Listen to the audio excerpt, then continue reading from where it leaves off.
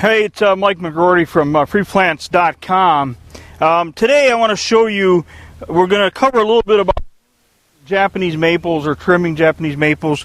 People have a lot of questions about that. They pay a lot of money for a Japanese maple. They're afraid to trim it. They don't know how to trim it. So basically they just let them grow.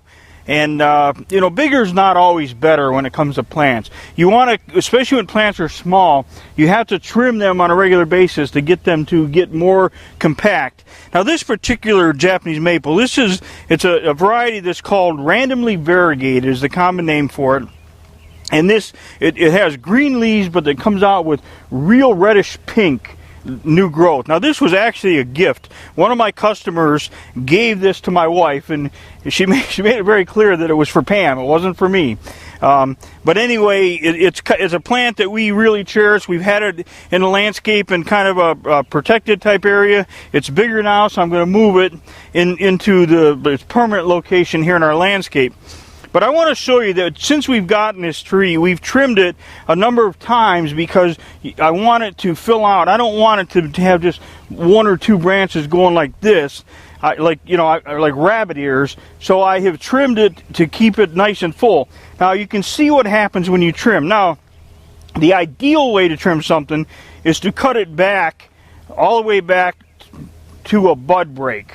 In other words, you've got, on your stem, you've got these spaces that have nothing on them, and then the little bumps or nodes are their bud breaks. And this is where you're going to see new buds come out.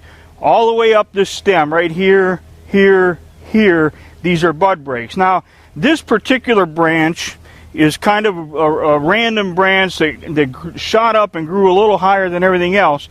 So, the real quick, easy way that I am guilty of is just come by and clip the top off like that, which is fine. But when you do that, this stem is going to die back right to that bud break, which is exactly what happened here. I cut the plant here, and this part died back. But right below that, I've got multiple bud breaks. I got these two branches, plus there's one, two, at least two, three more buds coming from that same area. So had I cut it way back here like this, like that, then I wouldn't have had that tip die back. So up here on this branch, what I want to do is I'm going to come right back to, I don't want to damage those buds, so I'm going to cut right above them. But what's more critical than that is trimming it often when it's young. I trimmed it down here low, and I got multiple branch breaks. I cut two branches. I cut one here, one here. I got four really nice branches coming out of there. We got up here, and we trim it again, and it was trimmed again here. So every time you trim a plant like this, and in almost any plant for that matter, you cut it off here, you get at least two, if not three or four branch breaks. So now you can see this plant is pretty full. Now we will keep it trimmed, but we'll let it grow a little bit and then trim some off so it continues to stay full, because the highlight of this plant is that variegated leaf color. So I don't want that 8-10 feet high. I want it down where I can see it and appreciate it, and I'm going to put it in a place in my landscape where I don't want a great big tall tree. I want something pretty short and ornamental. So anyway, most importantly, don't be afraid to trim them. Trim, trim, trim. You know, it's like even if you do it wrong, it'll grow back. But to not trim it, you'll do a lot of long-term damage to the plant, because then when you do trim it, it's still not going to look right. Now, this particular plant, this is a lace leaf weeping Japanese maple, and the weeping Japanese maples have a tendency to just lay over. So when you have a small one like this, it's important that you stake it upright, and you pick like a terminal stem and stake it upright and get it up to a height to where you want it, typically about 3 feet, and then you can start shaping the tree. And I'll show you on a larger tree how that works. But again, when I get branches that are growing way out in left field, I don't want a branch way out here. So I cut them back and keep the plant in check, because even a beautiful lace leaf weeping tree untrimmed becomes unsightly. You got to trim them to keep them nice and tight and compact. But if you have a weeping variety of almost anything, weeping redbud, a weeping cherry that's grafted down low, The weeping Japanese maples, you want to stake them to get them upright. And you want to do that when the plant is young and the branches are pliable enough that you can do that. So again, if I were going to trim this thing, I'd probably trim it there. For the most part, this thing doesn't need much trimming now. It probably will later in the summer, because each one of these buds is going to put on at least 3 or 4 or 6 inches of new growth this year. So it's going to need some pruning later, but not right now.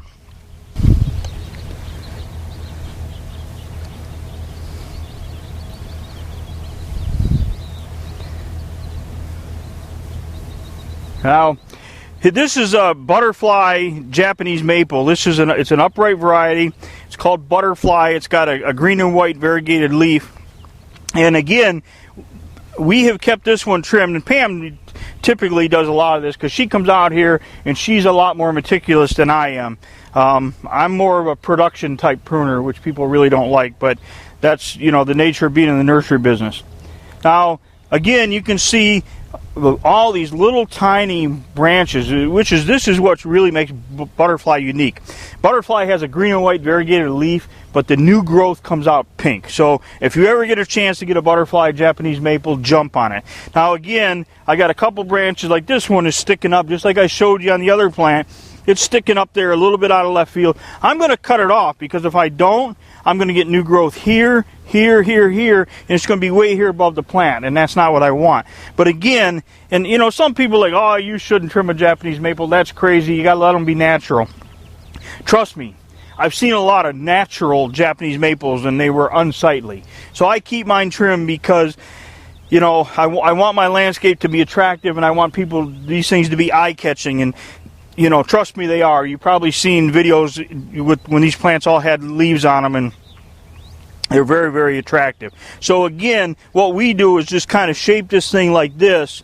You know, plants, you don't ever want to trim a plant like this if you can help it, because it shades itself underneath. So, of course, that's the natural shape of this tree down low. I don't want growth down low, but I want as much growth up here as I can get, and I want it compact. Now we'll go take a look at one of the weeping varieties. Now this is a lace leaf weeping Japanese maple. This has red leaves. This is the same plant that I showed you earlier in the video, the one that I had staked upright. As you can see, all the new growth on this thing, all the growth wants to weep over like this, which is what really makes a plant unique and attractive. But that's why you have to stake it upright at first, so you get a little bit of height, and then you can let it grow like this.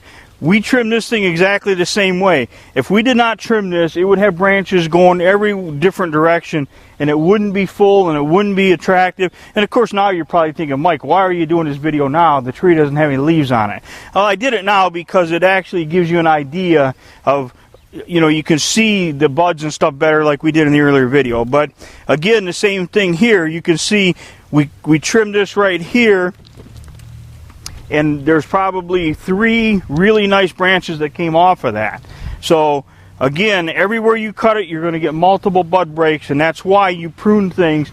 And the idea is to prune them more often, so that, because you don't, if I've got to cut something off here, I don't want to let it get way out here like this and then cut it off, because all this growth is wasted. So if I cut it here as soon as it needs to be pruned, then that energy is used to put on new growth where I want it, not out here on left field where I have to ultimately remove it. And that's true for any plant. The sooner you prune it, the better off you are. So that's my crash course in pruning Japanese maples. I hope you learned a little something from it. Thank you.